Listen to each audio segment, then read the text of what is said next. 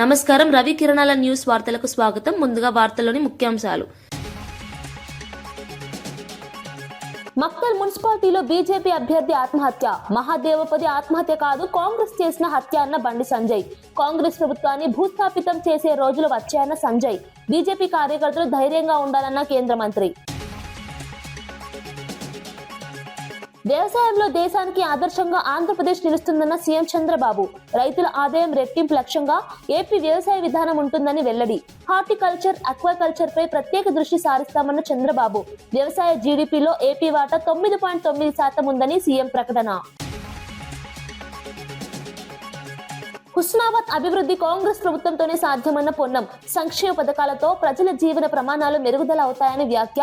మున్సిపాలిటీలో కాంగ్రెస్ కు మెజార్టీ ఇవ్వాలని పిలుపు. తప్పుడు ప్రచారాలను ప్రజలు నమ్మరని పొన్నం స్పష్టం. లడ్డు వివాదంపై ప్రభుత్వం స్పష్టత ఇవ్వాలన్న దువ్వాడ. భక్తుల విశ్వాసాలతో రాజకీయాలు తగ్గవని హెచ్చరిక. జంతు కొవ్వు ఆరోపణలపై అనుమానాలు పెరుగుతున్నాయన్న వ్యాఖ్య. పూర్తి నిజాలు ప్రజల ముందుంచాలని డిమాండ్. ఆదినారాయణ వ్యాఖ్యలు పార్టీ అభిప్రాయం కాదు అన్న ఏపీ బీజేపీ. ఎమ్మెల్యే వ్యాఖ్యలపై వివరణ కోరతామని బీజేపీ స్పష్టం. సంప్రదాయాలకు వ్యతిరేక మాటలు సహించమని ఏపీ బీజేపీ హెచ్చరిక. క్రమశిక్షణకు ప్రాధాన్యం, అవసరమైతే చర్యలు తప్పవన్న వ్యాఖ్య. తిరుమల లడ్డూలో జంతుగోవు కలిసిందన్న సీఎం చంద్రబాబు వ్యాఖ్యలను మాజీ ఎంపీ ఉండవల్లి అరుణ్ కుమార్ తీవ్రంగా తప్పుపట్టారు.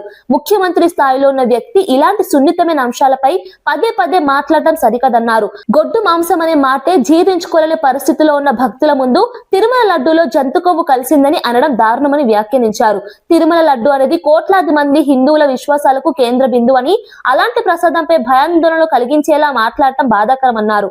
లడ్డు విషయాన్ని రాజకీయంగా వాడుకుంటే భక్తుల మనోభావాలు దెబ్బతింటాయని హెచ్చరించారు. ముఖ్యమంత్రి మాటలకు బాధ్యత ఉండాలని, విచారణ పూర్తి కాకముందే ఆరోపణలు చేయడం తగదని ఉండవల్లి స్పష్టం చేశారు. లేవు అని ఎప్పుడు ఎవరు వెరీ లో అంటే లేనట్టే లెక్క. In the absence of cholesterol in the ghee samples అని క్లియర్గా వాళ్ళు వేసిందే. ఆ సిట్ ఆయన వేసిందే. సుప్రీంకోర్టు దాంట్లో వాళ్ళు క్లియర్గా ఇచ్చారు. అది వీళ్ళు రిలీఫ్ కింద ఫీల్ అవుతున్నారు. ఎందుకంటే వెంకటేశ్వర స్వామి లడ్డూలో ఆవు కొవ్వు, పంది కొవ్వు, చేప నూనె కలిపారు అన్నదే కొంచెం అది చాలామందికి వాంతులు వచ్చే పరిస్థితి అండి. ఎందుకంటే గొడ్డు మాంసం అనేది మీలో చాలామంది మాంసాహారులు ఉంటారు, కానీ గొడ్డు మాంసం అని అనగానే అసలు ఆ ఐడియా డైజెస్ట్ అవ్వదు. అటువంటిది మాటి మాటికి ఇందులో గొడ్డు మాంసం కలిగింది, పంది కొవ్వు కలిసింది, చేప కొవ్వు కలిసిందని. వెంకటేశ్వర స్వామి కదా, వెంకటేశ్వర స్వామి అంటే మనకు ఎవరికి గుర్తుండదు. ఫస్ట్ ఎప్పుడు చూసామో ఇప్పుడు కూడా వెంకటేశ్వర స్వామికి ఉన్నటువంటిది ప్రపంచంలో నాకు ఎక్కడా ఉండదు. ఆ రష్ నేను చూసాను. నార్త్ ఇండియన్స్ వచ్చి చూసి ఏంటిది రోజు కుంభమేళా ఇక్కడని. అంత జనం, అంత వెంకటేశ్వర స్వామి అంటే దాంట్లో అన్నిసార్లు అనకూడదు. అసలు నిజంగా జరిపిన వాళ్ళని శిక్షించడానికి ప్రయారిటీ ఇవ్వాలి. కానీ దీంట్లో నిన్న ఇంకో మాట అన్నాడు ఆయన, నాకు ఆశ్చర్యం వేసింది. ఇది అవినీతి కాదుట, హిందూ మతాన్ని నాశనం చేయటం కోసం పన్నిన కుట్రట. హిందూ మతం నాశనం అవటం, నాశనం ఎవడన్నా చేయగలడా దీన్ని? అది కుట్రండి. ఎవడ తప్పు చేశాడు వాడిని పట్టుకోవాలి. ఇంకా కెమికల్స్ అవి ఉన్నాయంటున్నారు. ఆ కెమికల్స్కి కూడా ఆయన ఇచ్చిన కంపారిజన్, మనం టాయిలెట్స్లో వాడే యాసిడ్లన్నీ తీసుకొచ్చి ఇందులో కలిపారని ఏదో రకంగా ప్రజల్లో ఒక ఎవర్షన్ పుట్టించాలి. తిరుపతి లడ్డు అంటే అంత టేస్ట్గా తినేవాళ్ళకి ఆ లడ్డు చూడగానే ఇందులో ఏముందోరా బాబు అని అనిపించే భయం కలిగించాలని సీఎం లెవెల్ మనిషి అలా మాట్లాడటం కరెక్టే.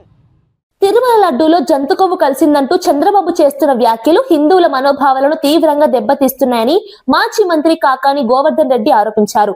లడ్డూ వ్యవహారంలో సీఎం రోజుకు అబద్ధం చెబుతున్నారని, నిజాలు ప్రశ్నిస్తున్న వారిపై దాడులు చేస్తున్నారని మండిపడ్డారు. బోలే బాబా డైరీకి అనుమతులు ఇచ్చింది ఎవరో చంద్రబాబే సమాధానం చెప్పాలన్నారు. 2019 మార్చిలో ఆ డైరీకి నెయ్యి ఆర్డర్ ఇచ్చింది ఎవరో స్పష్టం చేయాలని డిమాండ్ చేశారు. తప్పులు టీడీపీ పాలనలో జరిగితే వాటిని కప్పిపుచ్చుకునేందుకు వైసీపీపై బురద జల్లుతున్నారని విమర్శించారు. తిరుమల లడ్డు వంటి పవిత్ర అంశాన్ని రాజకీయ ప్రయోజనాల కోసం వాడుకోవడం హిందూ సమాజం సహించదని హెచ్చరించారు. వాళ్ళని గాలి కొదిలేసి ఈరోజు వ్యవసాయం పట్ల మీకున్నటువంటి ఏకభావం, వ్యతిరేక భావం, నిర్లక్ష్యం అనేటువంటిది స్పష్టంగా కనిపించేటువంటి పరిస్థితి ఏర్పడింది. కాబట్టి మీరు ఈరోజు వ్యవసాయం ఏదైతే దండగా అని మాట మాట్లాడారో, అదేవిధంగా పాపం రైతులతో పాటు రైతు కూలీలు ఈరోజు వ్యవసాయం మీద పాపం మక్కువ తగ్గిపోవడంతో, దానికి సంబంధించినటువంటి దాంట్లో నష్టాల బాటలు పడడంతో, వ్యవసాయాన్ని నిర్లక్ష్యం కావడంతో ఆ పాపం ఆ రైతులు కూడా వాళ్ళకి కనీసం వాళ్ళకి ఇవ్వాల్సినటువంటి ఆ కూలీలు కూడా ఇవ్వలేనటువంటి పరిస్థితుల్లో రైతులతో పాటు తీవ్రమైనటువంటి ఆర్థిక ఇబ్బందుల్లో కూరుకుపోయినటువంటి రైతులకు సంబంధించినటువంటి రైతు కుటుంబాలు కూడా, రైతుల కూలీల కుటుంబాలు కూడా ఈరోజు ఆత్మహత్యలకు పాల్పడడం ఈరోజు దురదృష్టకరమైనటువంటి విషయం. అందుకే చెప్పాం, జగన్మోహన్ రెడ్డి గారి హయాంలో అన్ని విధాలా రైతుల్ని చేయిపట్టి నడిపించామని గర్వంగా చెప్పగలిగాం. చాలామంది చెప్పారు వ్యవసాయం అంటే అట్టా, వ్యవసాయం అంటే మేమున్నప్పుడు, జగన్మోహన్ రెడ్డి గారు ముఖ్యమంత్రిగా ఉన్నప్పుడు వ్యవసాయానికి సంబంధించి, రైతుల సంక్షేమానికి సంబంధించి ఎన్ని సందర్భాలలో సమీక్షలు నిర్వహించాడు, ఎన్ని సందర్భాలలో రైతులకు సంబంధించి ఎటువంటి నిర్ణయాలు తీసుకున్నాడు. ఆయన ఆ రోజు తీసుకున్నటువంటి అనేక రకాలైనటువంటి నిర్ణయాలు రైతులకు సంబంధించి ఏ విధంగా మద్దతునిచ్చాయి, ఊతమిచ్చాయి అనేటువంటిది ప్రత్యేకంగా చెప్పాల్సినటువంటి అవసరం లేదు. ప్రకటనలకు పరిమితం కాలేదు.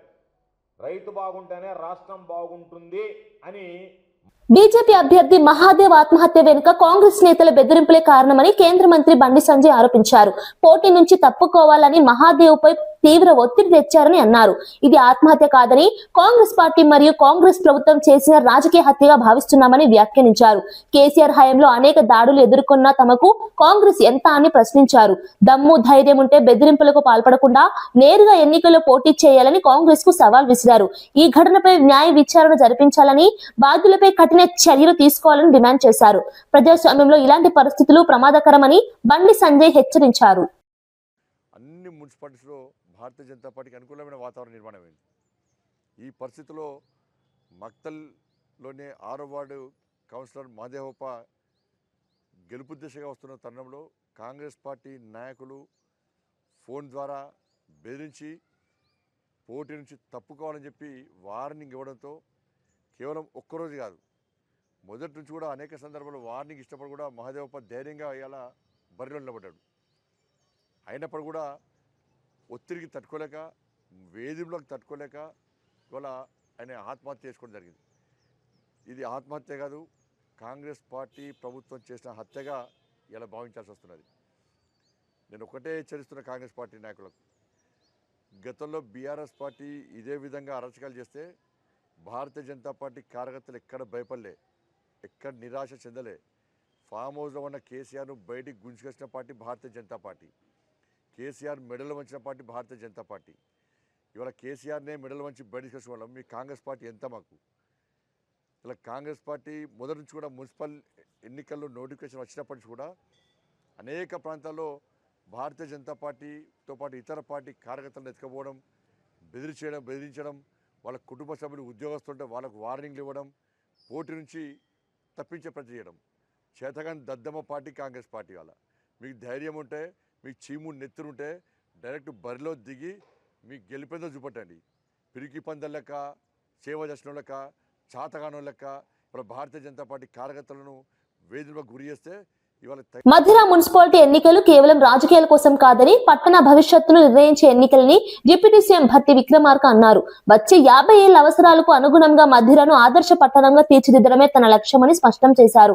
అత్యుత్తమ మౌలిక సదుపాయాలతో మధిరను అభివృద్ధి చేయాలంటే ప్రజలు ఆలోచించి ఓటు వేయాలని కోరారు. రాజకీయాలకు అతీతంగా మార్పుకు సహకరించాలని విజ్ఞప్తి చేశారు. కాంగ్రెస్ ప్రభుత్వం చేపడుతున్న సంక్షేమ అభివృద్ధి కార్యక్రమాలతో మధిరకు కొత్త దిశ చూపిస్తామని తెలిపారు. హస్తం గుర్తుకు ఓటు వేసి అభివృద్ధికి బాటలు వేయాలని పిలుపునిచ్చారు. ప్రియమైన మధిర పట్టణ వాసులారా, మీ అందరికీ ముందుగా నా హృదయపూర్వకమైనటువంటి నమస్కారాలు. రేపు జరిగేటువంటి మధిర మున్సిపాలిటీకి సంబంధించిన ఎన్నికల్లో మీ అందరూ కూడా కాంగ్రెస్ పార్టీ అభ్యర్థులుగా పోటీ చేస్తున్నటువంటి వారిని ఆశీర్వదించి గెలిపించవలసిందిగా విజ్ఞప్తి చేయడం కోసమే నేను మీతో మాట్లాడుతూ ఉన్నాను. మధిర మనందరిది. మధిర అభివృద్ధి జరగాలి. మధిర ఒక ఆదర్శవంతమైనటువంటి ఎదిగిన పట్టణంగా ఈ రాష్ట్రానికి ఒక ఆదర్శంగా తయారు కావాలి. దానికి కావాల్సిన మౌలిక వసతులన్నీ ఈసారి చేసుకోవడానికి అదృష్టం కొద్ది అవకాశం కలిగింది. ఈ అవకాశాన్ని ప్రజాప్రభుత్వంలో మీ అందరి చేత ఆశీస్సుతో గెలిచిన నేను ఈరోజు ఉప ముఖ్యమంత్రిగా ఉన్నాను. మధిర పట్టణాన్ని భవిష్యత్తులో మరో 50 సంవత్సరాలకు పనికొచ్చేటట్టుగా అభివృద్ధి చేయాలనేటువంటి ఆలోచనతో ప్రణాళికలు తయారు చేసుకుని ముందుకు పోతా ఉన్నాను. ఈ సందర్భంగా ఈ ప్రణాళికలన్నింటినీ అమలు చేయటానికి, అమలు కావటానికి తెచ్చినటువంటి నిధులు నిరుపయోగం కాకుండా సక్రమంగా ఖర్చు పెట్టడానికి ఉపయోగపడే స్థాయిలో ఉండే విధంగా మధిర పట్టణంలో కాంగ్రెస్ పార్టీ అభ్యర్థులుగా పోటీ చేస్తున్నటువంటి వారందరినీ మీరు ఆశీర్వదించి గెలిపించి పంపిస్తే వారందరి చేత మీ అందరికీ నేను మాటిస్తా ఉన్నాను, మధిర అద్భుతమైనటువంటి పట్టణంగా నగరంగా ఎదగటం కోసం కావలసిన విధంగా మరో 50 సంవత్సరాలు పనికొచ్చే విధమైనటువంటి అభివృద్ధిని పునాదులు వేస్తా ఉన్నాను, ప్రణాళికలు తయారు చేస్తా ఉన్నాను. దయచేసి మీరు అందరూ, నేను మనస్ఫూర్తిగా రాజకీయాలకు అతీతంగా పట్టణ అభివృద్ధినే ప్రధాన ధ్యేయంగా పెట్టుకొని ఒక్కసారి ఆలోచన చేసి ఈసారి కాంగ్రెస్ పార్టీ అభ్యర్థుల్ని పూర్తి స్థాయిలో గెలిపించవలసిందిగా మీ అందరికీ విజ్ఞప్తి చేస్తా ఉన్నాను. నమస్కారం. బీజేపీ నేత మహాదేవప్ప ఆత్మహత్యకు సొంత పార్టీ నేతల ఒత్తిళ్లే కారణమని వైసీపీ నేత సామ రామ్మోహన్ రెడ్డి ఆరోపించారు. బీజేపీ నేతలే మహాదేవప్పపై ఒత్తిడి తెచ్చారని, అందుకు రామచంద్రరావు, డీకే అరుణ బాధ్యత వహించాలని డిమాండ్ చేశారు. రాజకీయ లబ్ధి కోసం బీజేపీ నేతలు ఈ ఘటనను వాడుకుంటున్నారని మండిపడ్డారు. బీ ఫారం ఇచ్చిన తర్వాత మహాదేవప్పకు ఏం జరిగిందో బీజేపీ నేతలే ప్రజలకు చెప్పాలని ప్రశ్నించారు. ఆత్మహత్యను రాజకీయ ఆయుధంగా మార్చడం దారుణమని వ్యాఖ్యానించారు. నిజాలు వెలుగులోకి రావాలంటే నిష్పక్షపాత విచారణ అవసరమని స్పష్టం చేశారు. నారాయణపేట జిల్లా మక్తల్లోని 6వ వార్డు బీజేపీ అభ్యర్థి అయినటువంటి గిరిజన బిడ్డ ఎరుకల మహాదేవప్ప ఆత్మహత్య అనేటటువంటి చాలా దురదృష్టకరం. అయితే తెలంగాణ రాష్ట్ర బీజేపీ నేతల యొక్క స్వార్థ రాజకీయాలు అనకొండలను మించిపోయినాయి కాబట్టి సొంత పార్టీ నేతలు ఆత్మహత్య చేసుకుంటే రోడ్డెక్కి రాజకీయ పబ్బం గడుపుకోవాలనే చూస్తున్నారు తప్ప అసలైనటువంటి కారణాలు తెలంగాణ జాతికి చెప్పాల్సినటువంటి బాధ్యత కూడా ఆ పార్టీ మీదనే ఉంటుంది. ఎందుకంటే ఎప్పుడైనా ప్రతిపక్ష పార్టీల పైన అధికార పార్టీ గిట్ట ఒత్తిడి చేస్తే స్వపక్షానికి చెప్పి రోడ్డెక్కి నిరసనలు చేసేటటువంటి రాజకీయం మనం చూస్తాం. కానీ స్వపక్ష పార్టీ నేతలే ఒత్తిడి చేసినప్పుడు బయటికి చెప్పుకోలేక ఆత్మహత్యలు చేసుకునేటటువంటి సందర్భాలు మరి వస్తాయి.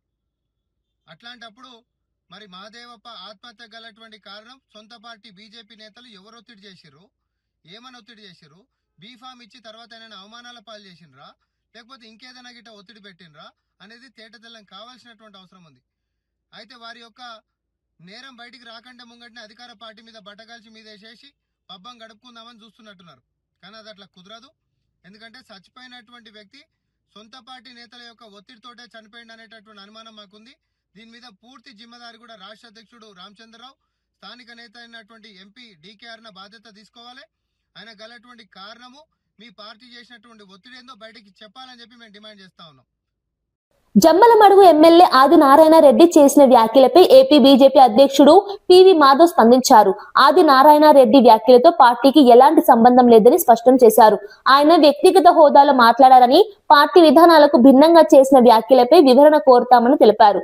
బీజేపీ శివభక్తులు, సంప్రదాయాలను గౌరవించే పార్టీ అని ఎవరైనా బాధించేలా మాట్లాడితే సహించబోమని మాధవ్ హెచ్చరించారు. ఇటువంటి అంశాల్లో స్పష్టత అవసరమని, ప్రజల్లో గందరగోళం రాకుండా చర్యలు తీసుకుంటామని వెల్లడించారు. ఎమ్మెల్యే స్థాయి వ్యక్తులు బాధ్యతాయుతంగా మాట్లాడాల్సిన అవసరం ఉందన్నారు. ఈ వివాదం నేపథ్యంలో పార్టీ క్రమశిక్షణకు ప్రాధాన్యత ఇస్తామని, అవసరమైతే చర్యలు కూడా తీసుకుంటామని ఏపీ బీజేపీ స్పష్టం చేసింది. ఎమ్మెల్యే గారు ఆదినారాయణ రెడ్డి గారు ఏ విషయాలైతే మాట్లాడాడో ఆ విషయాల్లో ఏ మాటను కూడా మేము ఏకీభవించడం లేదు.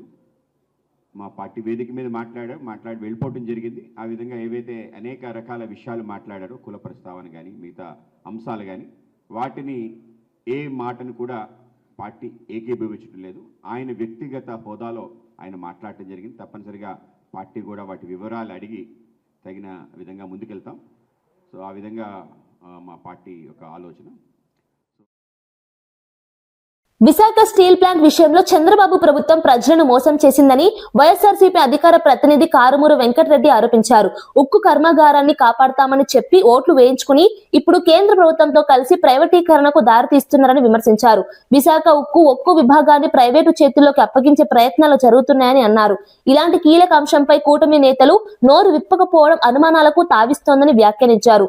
స్టీల్ ప్లాంట్ వేలాది కుటుంబాలకు జీవనాధారమని, దాన్ని అమ్మేయడం అన్యాయమన్నారు. ఈ నిర్ణయాలకు వ్యతిరేకంగా ప్రజా ఉద్యమాలు ఉధృతం అవుతాయని హెచ్చరించారు. విశాఖ ప్రజలు ఈ మోసాన్ని గుర్తించి తగిన సమాధానం చెబుతారని స్పష్టం చేశారు.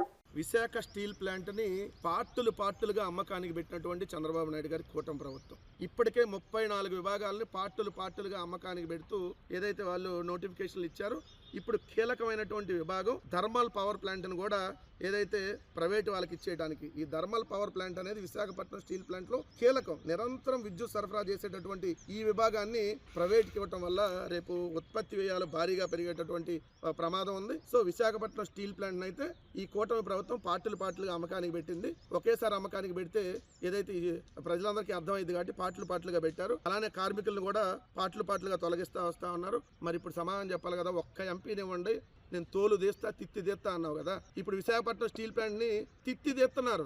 విశాఖపట్నం స్టీల్ ప్లాంట్ ని తోలు తీసి పార్టీలుగా ప్రైవేటీకరణ చేస్తున్నారు. మిస్టర్ సనాతన డ్రామా ఆర్టిస్టు అపాలబుల్ ఒకటోలే అంటావు కదా. ఇప్పుడు చెప్పు, విశాఖపట్నం స్టీల్ గురించి అన్నోడులో ఏదో మరి వాగాలి కదా, వచ్చి ఆ రోజు వచ్చి నాటకాలు ఆడావు కదా. మీకు డబ్బులు ఇస్తే చాలు, నేను నోరు మూసుకొని కూర్చుంటారు. ఏమయ్యా పల్లా శ్రీనివాసరావు అత్యధిక మెజార్టీతో ఈవీఎంల ద్వారా గెలిచావు కదా అక్కడ. విశాఖపట్నం స్టీల్ ప్లాంట్ అమ్మకానికి పెడుతుంటే ఏ గుడ్డి గారికి పళ్ళు అవుతున్నావు. విశాఖపట్నం స్టీల్ ప్లాంట్ నాశనం చేస్తావు పక్క, మళ్ళీ భూములు గీతంకేమో అవతల 5,000 కోట్ల రూపాయల భూములు దోచి పెడతారు అక్కడ. విశాఖపట్నం స్టీల్ ప్లాంట్ ప్రైవేటీకరణ అయిపోతుంది. దాన్ని దగ్గరుండి చంద్రబాబు నాయుడు గారు, పవన్ కళ్యాణ్ గారు ప్రైవేట్కి అమ్మేస్తా ఉన్నారనేది క్లియర్. ఓవైసీ సోదరుల రాజకీయ వైఖరిపై కల్వకుంట్ల కవిత తీవ్ర విమర్శలు చేశారు. అధికారం ఎక్కడ ఉంటే ఓవైసీ బ్రదర్స్ అక్కడే ఉంటారని వ్యాఖ్యానించారు. కేసీఆర్ అధికారంలో ఉన్నప్పుడు బీఆర్ఎస్ కు దగ్గరగా ఉండి ఇప్పుడు కాంగ్రెస్ ప్రభుత్వానికి మద్దతు ఇస్తున్నారని మండిపడ్డారు. జూబ్లీహిల్స్ ఉప ఎన్నికల్లో కాంగ్రెస్ కు మద్దతుగా అభ్యర్థిని కూడా నిలబెట్టలేదని గుర్తు చేశారు. మైనార్టీల పేరుతో రాజకీయ లాభాలు పొందడమే ఓవైసీల లక్ష్యమని ఆరోపించారు. ప్రజా సమస్యలపై నిలదీయాల్సిన సమయంలో అధికారానికి దగ్గరగా ఉండడం బాధాకరమన్నారు. ఇలాంటి రాజకీయ ధోరణులను ప్రజలు గమనిస్తున్నారని, తగిన సమయంలో సమాధానం చెబుతారని కవిత వ్యాఖ్యానించారు. और रही बात ओवैसी ब्रदर्स की, अब देखिए उन्होंने कैसे है, जैसा सनफ्लावर रहता ना भाई, सनफ्लावर सन के गोल गोल घूमते रहता. Owaisi brothers MIM party power के गोल गोल घूमते रहते. जो भी पावर में जो भी इक़्तिदार में उनके साथ रहते उन्होंने. पहले तेलंगाना को अपोज करे, रॉयल तेलंगाना होना बोल के बोले, लेकिन जब तेलंगाना बना और केसीआर साहब हुकूमत में आए, जिनका मेन एजेंडा ही तेलंगाना फॉर्मेशन था, लेकिन उनके साथ मिलकर 10,000 पावर में शेयर करे. उस टाइम पे केसीआर साहब के वाह करते रहे. और अभी बिफोर दिस इलेक्शन 2023 से पहले उन्होंने क्या बुलाया रेवंत रेड्डी साहब को, इन्होंने आरएसएस के आदमी है बोल के बोले. लेकिन जब रेवंत रेड्डी साहब हुकूमत में आए तो उनके पास गए. अब इनका सीएमओ के पास आना जाना तो है, पावर के साथ आना जाना है. और तारजुब की बात यह है, वहाँ ऊपर राहुल गांधी को उन्होंने क्रिटिसाइज करते, लेकिन यहाँ जुबली हिल्स इलेक्शन में रेवंत रेड्डी साहब के पास रह के कैंडिडेट भी नहीं लगा एमआईएम का, पूरा कांग्रेस का साथ दिए. तो इन्होंने किनके साथ है, जो भी इक़्तिदार में रहते हैं उनके साथ है.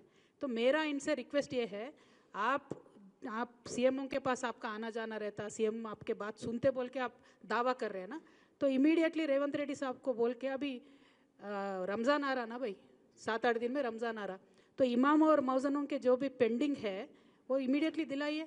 और इमाम और मौज़नों को 6,000 से 12,000 करते बोल के बोले कांग्रेस गवर्नमेंट, आज तक नहीं करे 2 साल में. హుస్నాబాద్ అభివృద్ధి కాంగ్రెస్ ప్రభుత్వంతోనే సాధ్యమని మంత్రి పొన్నం ప్రభాకర్ అన్నారు. ఎమ్మెల్యేగా గెలిచిన తర్వాత ఈ ప్రాంతానికి గౌరవం తీసుకొచ్చామని చెప్పారు. ఉచిత విద్యుత్, ఇందిరమ్మ ఇల్లు, రేషన్ కార్డులు, మహిళలకు ఉచిత బస్సు ప్రయాణం, రైతు రుణమాఫీ వంటి పథకాలు ప్రజలకు అందిస్తున్నామని వివరించారు. మున్సిపాలిటీలో కాంగ్రెస్ కు పూర్తి మెజారిటీ ఇస్తే మరింత అభివృద్ధి సాధ్యమవుతుందని పిలుపునిచ్చారు. సంక్షేమ పథకాలతో ప్రజల జీవన ప్రమాణాలు మెరుగుపడుతున్నాయని అన్నారు. ప్రతిపక్షాల తప్పుడు ప్రచారాలను ప్రజలు నమ్మబోరని, అభివృద్ధి తమ అజెండా అని స్పష్టం చేశారు. మీ ఆశీర్వచనంతో నేను ఎమ్మెల్యే అయిన తర్వాత హుస్నాబాద్ అంటే ఒక గౌరవాన్ని పెంచాను. అదేవిధంగా రాష్ట్ర ప్రభుత్వం నుంచి 200 యూనిట్ల కరెంటు ఫ్రీ ఇస్తూ ఉన్నాం, ఇందిరమ్మ ఇండ్లు ఇస్తూ ఉన్నాం, రేషన్ కార్డులు, అదేవిధంగా సన్న బియ్యం ఇస్తూ ఉన్నాం. నా అక్క చెల్లెలు ఉచితంగా బస్సు ప్రయాణం చేస్తూ ఉన్నారు, వడ్డీ లేని రుణాలు పొందుతూ ఉన్నారు, నిరుద్యోగ ఉద్యోగులకు ఉద్యోగాలు వస్తూ ఉన్నాయి, రైతు భరోసా, రుణమాఫీ, అదేవిధంగా బోనస్ ఇస్తూ ఉన్నటువంటి సందర్భంలో మీ ఆశీర్వచనం కోరుతా ఉన్నా. మున్సిపాలిటీలో 20 సీట్లల్లో హుస్నాబాద్లో కాంగ్రెస్ పార్టీని గెలిపించి నన్ను ఆశీర్వదించండి. ఇంకా ప్రభుత్వ కార్యక్రమాలు తీసుకొచ్చే విధంగా పనిచేస్తానని మాట చెప్తూ, తిరుమల లడ్డు కల్తీ నెయ్యి అంశంపై ఎమ్మెల్సీ దువ్వాడ శ్రీనివాస్ స్పందించారు. కోట్లాది మంది హిందువులు ఈ వివాదంతో మానసిక శోభకు గురవుతున్నారని అన్నారు. లడ్డూలో జంతు కొవ్వు ఉందన్న ఆరోపణలపై ప్రభుత్వం స్పష్టమైన వైఖరి చూపడం లేదని విమర్శించారు. ప్రతిపక్షాలు లడ్డూలో కల్తీ లేదని చెబుతుంటే ప్రభుత్వం ఒక్కో విధంగా స్పందించడం అనుమానాలకు తావిస్తుందన్నారు. ఈ అంశంపై బీజేపీ మౌనం ఆశ్చర్యంగా ఉందని వ్యాఖ్యానించారు. భక్తుల విశ్వాసాలకు భంగం కలిగించేలా రాజకీయాలు చేయడం తగదన్నారు. వెంటనే పూర్తి నిజాలను ప్రజల ముందుంచాలని డిమాండ్ చేశారు. Artificial lactic acid, monoglycerides, beta carotene and fake flavors, సువాసనల కోసం fake flavours. refined palm oil and kernel oil and lactic acid. And ముఖ్యమంత్రి గారు రీసెంట్గా ఒక మాట కూడా చెప్పారు, బాత్రూమ్ క్లీనర్స్కి వాడే ఇవి కూడా వాడుతున్నారు. ఏంటిది? ఎక్కడికి పోతున్నాం? స్వామివారి ప్రసాదం ఏంటి? ప్రసాదంలో ఇవన్నీ ఏంటి? సింథటిక్ గీ ఏంటి? అసలు ఒళ్ళు గగురు పొడుస్తుంది, భయం వేస్తుంది. అసలు ఎక్కడున్నాం మనం? ఇది లడ్డుగా పెడుతున్నారా? ఇది నిజమా? సిబిఐ ఇది వేసిందా? అది కూడా 2014 సంవత్సరం నుంచి 2019 సంవత్సరం నుంచి 24 వరకు జరిగిందని ముఖ్యమంత్రి గారు అంటారు. ఆపోజిషన్లో లేదు, అది జరగలేదు అని, అందులో జంతువుల యొక్క కొవ్వు లేదని సిబిఐ రిపోర్ట్ ఇచ్చింది అంటారు. ఇవన్నీ పరిశీలిస్తే ఇందులో ఇది గీ కాదు అని అంటున్నారు, సింథటిక్ గీ అంట. పాముల ఆయిల్ ద్వారా తయారు చేసినటువంటి సింథటిక్ గీ అంట. ఈ గీని వాడుతున్నారంట. వ్యవసాయ రంగంలో ఆంధ్రప్రదేశ్ దేశంలోనే బలమైన రాష్ట్రంగా నిలుస్తోందని సీఎం చంద్రబాబు అన్నారు. రాష్ట్ర జీడీపీలో వ్యవసాయం వాటా 9.9% ఉందని తెలిపారు. హార్టికల్చర్, అక్వాకల్చర్, కొబ్బరి, కాఫీ, వాణిజ్య పంటల సాగుపై ప్రభుత్వం ప్రత్యేక దృష్టి పెట్టిందన్నారు.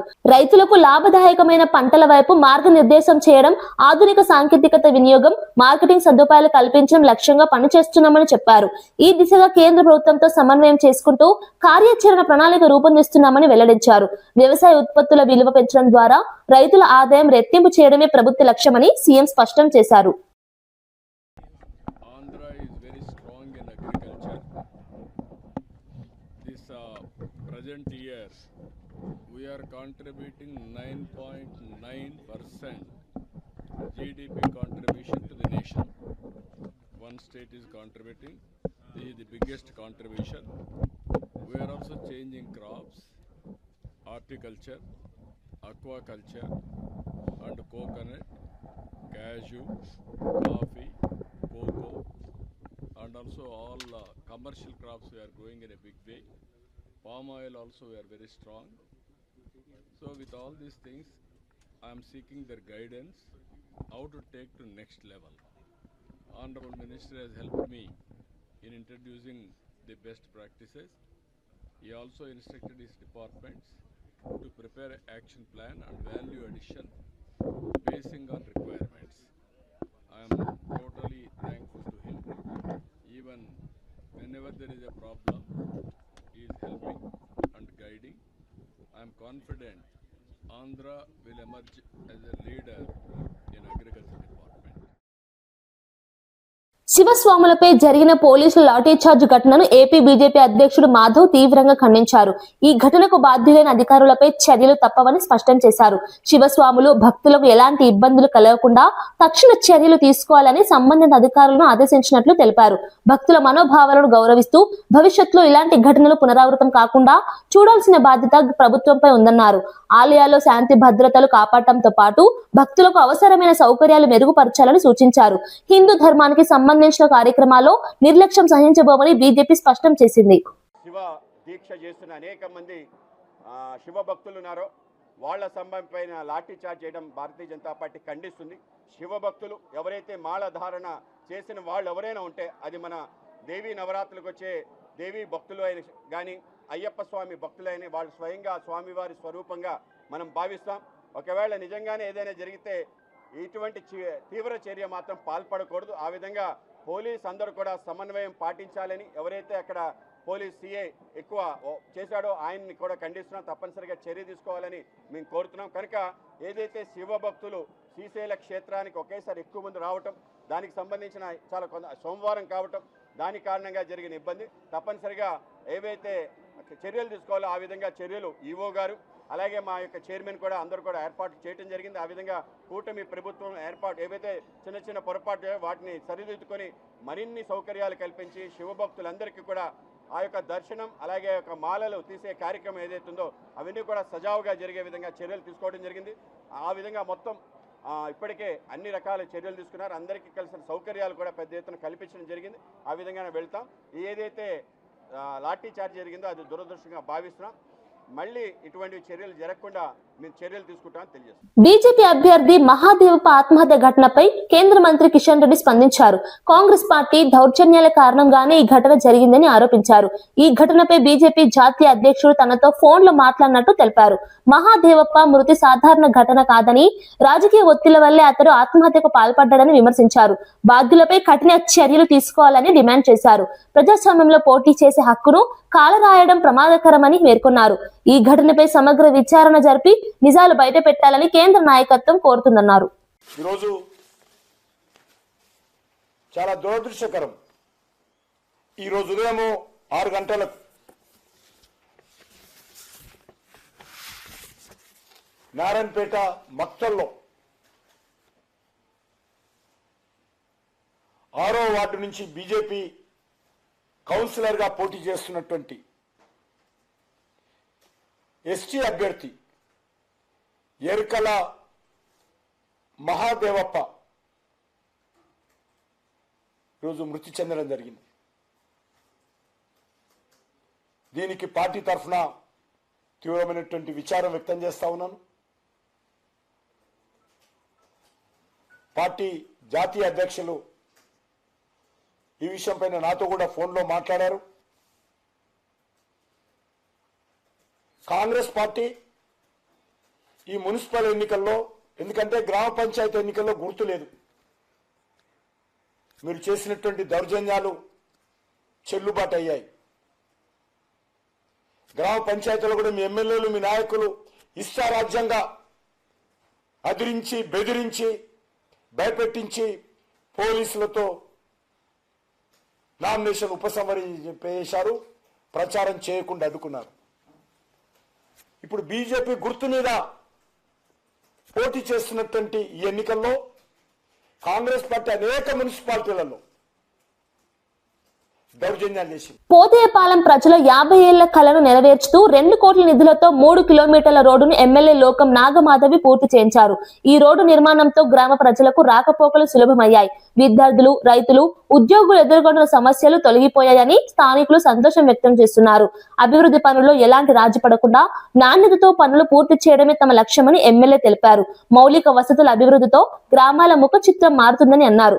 భవిష్యత్తులో మరిన్ని అభివృద్ధి కార్యక్రమాలు చేపడతామని హామీ ఇచ్చారు. నాది చొలంగపేట పంచాయతీ పోతేపాలెం గ్రామం. మాకు 40-50 సంవత్సరాల నుంచి పడుతున్న కష్టాలను తీర్చడానికి ఒక దేవత రూపంలో మా ఊర్లో అడుగుపెట్టిన లోకం నాగమాధవి గారికి మా ఊరందరం రుణపడి ఉంటాం. మా ఊరు నుంచి అయితే చాలా ఇబ్బంది పడేవారు. దగ్గర 3 కిలోమీటర్లు వస్తుంది. అంబులెన్స్ రావడానికి కూడా చాలా ఇబ్బంది పడేవారు. ఇక్కడ నుంచి ఆటో మీద కానీ, బైక్ మీద కానీ డెంకా రోడ్డు తీసుకురమ్మనేవారు. ప్రెగ్నెన్సీతో ఉన్న లేడీస్ కూడా ఇక్కడ నుంచి అక్కడికి వెళ్ళడానికి చాలా ఇబ్బంది పడితే అంబులెన్స్ కూడా అక్కడ ఉంటే ఇక్కడ నుంచి బైక్ మీద కానీ, ఆటో మీద కానీ జస్ట్ స్లోగా తీసుకుని వెళ్తే అక్కడ నుంచి అంబులెన్స్ వచ్చేది. కానీ మా ఊరు ఏది వచ్చేది. అన్ని ప్రభుత్వాల్లో ఎమ్మెల్యేలు కలుస్తున్నారు, ప్రభుత్వాలు వస్తున్నారు, వెళ్ళిపోతున్నారు. కానీ ఈ గ్రామానికి ఎప్పుడు రావడం ఏదో కొబ్బరిగా పెట్టి వెళ్ళిపోవడమే, మొక్కు తీర్చి వెళ్ళిపోతున్నాం. చాలా ఇబ్బంది పడతారనేసి మేడం గారు ఒక చొరవతో తీసుకొని మీకు పక్కగా మీ ఊరు రోడ్డు వేసిన తర్వాత మీ ఊరు వస్తాం పోతేపాలెం, అంతవరకు మీ ఊరు అయితే రాము అని అన్నారు. ఆ మాట ప్రకారం ఈరోజు నియోజకవర్గంలో ఎక్కడా లేని విధంగా సర్వవేగంగా పోతేపాలెం నుంచి టెంకాడెళ్ళే బీటీ రోడ్ని పూర్తి చేస్తున్నందువల్ల మా రైతులకి అందరికీ, చదువుకున్న పిల్లలకి, కంపెనీ పిల్లలకి అందరికీ ఉపయోగపడింది. ఇంతకుముందు ఇదే దారి వల్ల చదువుకున్న వాళ్ళు, కంపెనీకి వెళ్ళే వాళ్ళు, రైతులు అందరూ చాలా ఇబ్బంది పడ్డారు. దీనివల్ల ఎంతో నాశ అయిపోయింది మా ఊరిలో.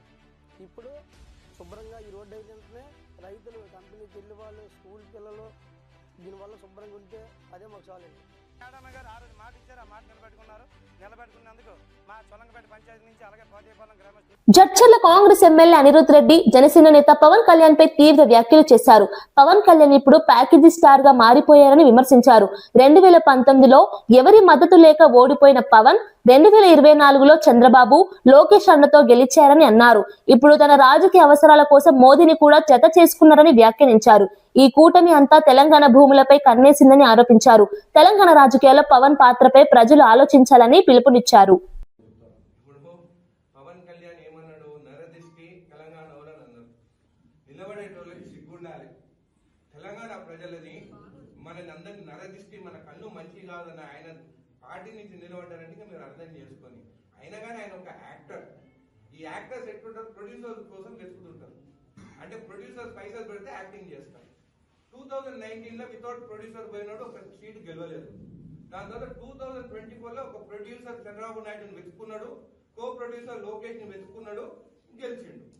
మళ్ళీ ఇప్పుడు ఏం చేసిండు, అక్కడ అయిపోయింది, మంత్లీ ప్యాకేజ్ స్టార్ 1 స్టార్ అని పేరు తెచ్చుకున్నాడు. ఇప్పుడు నాకు అది సరిపోతలేదు, నా కుటుంబం పెద్దది ఎట్లా అని చెప్తే ఇప్పుడు కొత్త ప్రొడ్యూసర్ ని వెతుకున్నాడు, ఆయన పేరు మోడీ. ఆ మోడీ ప్రొడక్షన్ లో ఇప్పుడు తెలంగాణకు రావాలని అనుకుంటున్నారు. మళ్ళా ఇది హై బడ్జెట్, కొన్నిసార్లు హై బడ్జెట్ 1000 కోట్లు పెట్టినవి కూడా 50 కోట్లు రావు. సో ఈ హై బడ్జెట్ గెలుస్తారా ఓడిపోతారా అనేది ప్రజలు నిర్ణయించాలి. ముందు ఆ ఈగో ఇంకా అడ్డం పెట్టుకుంటున్నా అట్లా. నేను కూడా ఆయన ఫ్యాన్, చిరంజీవి మూవీ చూస్తాను, బాలకృష్ణ మూవీలు చూస్తాను, ఏ మూవీ బాగుంటే ఆ మూవీ చూస్తాం. తెలంగాణకి వచ్చిన తర్వాత మళ్ళా ఆంధ్రోల కన్ను మన తెలంగాణ పైన పడ్డది. మన భూముల రేట్లు ఎక్కున్నాయి, ఆంధ్ర భూముల రేట్లు తక్కున్నాయి. వాళ్ళు బెంగళూరు కర్ణాటక పోతే బతకలేరు, తెలంగాణకు వస్తే మనం అమాయకులము. వాళ్ళు ఏమన్నా నరదిష్టానన్నా కానీ మనం పడి వింటున్నాము. కాబట్టి మన దగ్గర వార్తలు ముగించే ముందు ముఖ్యాంశాలు మరోసారి. మక్తల్ మున్సిపాలిటీలో బీజేపీ అభ్యర్థి ఆత్మహత్య. మహాదేవపది ఆత్మహత్య కాదు, కాంగ్రెస్ చేసిన హత్య అన్న బండి సంజయ్. కాంగ్రెస్ ప్రభుత్వాన్ని భూస్థాపితం చేసే రోజులు వచ్చాయన్న సంజయ్. బీజేపీ కార్యకర్తలు ధైర్యంగా ఉండాలన్న కేంద్ర మంత్రి. వ్యవసాయంలో దేశానికి ఆదర్శంగా ఆంధ్రప్రదేశ్ నిలుస్తుందన్న సీఎం చంద్రబాబు. రైతుల ఆదాయం రెట్టింపు లక్ష్యంగా ఏపీ వ్యవసాయ విధానం ఉంటుందని వెల్లడి. హార్టికల్చర్, అక్వాకల్చర్ పై ప్రత్యేక దృష్టి సారిస్తామన్న చంద్రబాబు. వ్యవసాయ జీడీపీలో ఏపీ వాటా 9.9% ఉందని సీఎం ప్రకటన. హుస్నాబాద్ అభివృద్ధి కాంగ్రెస్ ప్రభుత్వంతోనే సాధ్యమన్న పొన్నం. సంక్షేమ పథకాలతో ప్రజల జీవన ప్రమాణాలు మెరుగుదల అవుతాయని వ్యాఖ్య. మున్సిపాలిటీలో కాంగ్రెస్ కు మెజార్టీ ఇవ్వాలని పిలుపు. తప్పుడు ప్రచారాలను ప్రజలు నమ్మరని పొన్నం స్పష్టం. లడ్డు వివాదంపై ప్రభుత్వం స్పష్టత ఇవ్వాలన్న దువ్వాడ. భక్తుల విశ్వాసాలతో రాజకీయాలు తగ్గవని హెచ్చరిక. జంతు కొవ్వు ఆరోపణలపై అనుమానాలు పెరుగుతున్నాయన్న వ్యాఖ్య. పూర్తి నిజాలు ప్రజల ముందుంచాలని డిమాండ్. ఆదినారాయణ వ్యాఖ్యలు పార్టీ అభిప్రాయం కాదు అన్న ఏపీ బీజేపీ. ఎమ్మెల్యే వ్యాఖ్యలపై వివరణ కోరతామని బీజేపీ స్పష్టం. సంప్రదాయాలకు వ్యతిరేక మాటలు సహించమని ఏపీ బీజేపీ హెచ్చరిక. క్రమశిక్షణకు ప్రాధాన్యం, అవసరమైతే చర్యలు తప్పవన్న వ్యాఖ్య. ఇవి ఈనాటి వార్తా విశేషాలు. మరో బులెటిన్లో మళ్ళీ కలుద్దాం. నమస్కారం.